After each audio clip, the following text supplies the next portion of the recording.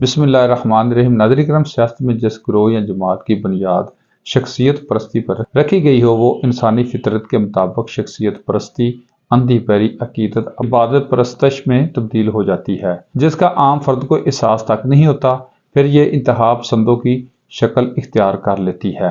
اس طرح عقل و شعور اور سوجھ بوجھ کے دروازے بند ہو جاتے ہیں۔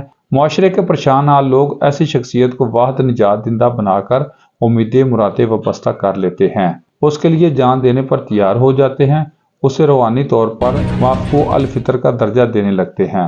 اس طرح شخصیت پرستی کا جادو سر چڑھ کر بولتا ہے اور شخصیت پرستی ہی بت پرستی کی بنیاد بنتی ہے، اور یہی نفسیاتی بیماری کہلاتی ہے۔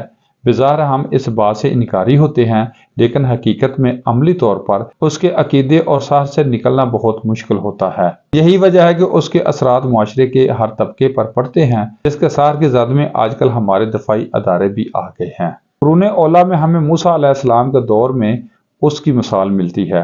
سامری جادوگر نے حضرت موسیٰ علیہ السلام کی غیر موجودگی میں بنی اسرائیل کے ایک بڑے طبقے کو اپنے سحر میں بہکا کر گمراہ کر لیا۔ آج بھی یہود و نصارہ اسی پالیسی پر عمل پیرا ہوتے ہیں، اس کے لیے وہ 100 برس کی منصوبہ بندی کرتے ہیں، خصوصاً مسلمان ممالک میں اس طرح کی شخصیت تیار کرتے ہیں، پوری دنیا میں اپنے میڈیا اور سرکاری سطح پر اس کی شخصیت کو پروان چڑھاتے ہیں، اور یہ ڈبل گیم کے ذریعے اسے اپنا دشمن اور خطرہ قرار دے کر عالم اسلام کا لیڈر اور ہیرو بناتے ہیں۔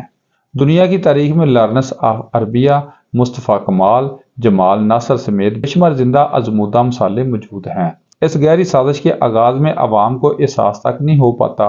اسی طرح معاشرے میں یہ ایک وبائی امراض کی صورت اختیار کر کے ہر چھوٹے بڑے فرد کو متاثر کرتی ہے، اور اسی کو ہی اندھی بہری شخصیت پرستی کہتے ہیں، جس کا فطری طور پر عقل و شعور سے تعلق ختم ہو جاتا ہے۔ پاکستان کی بالواسطہ آزادی کے فوراً بعد یہاں کی سیاست و اقتدار میں ہمیشہ انگریز کے غلاموں کا قبضہ رہا ہے۔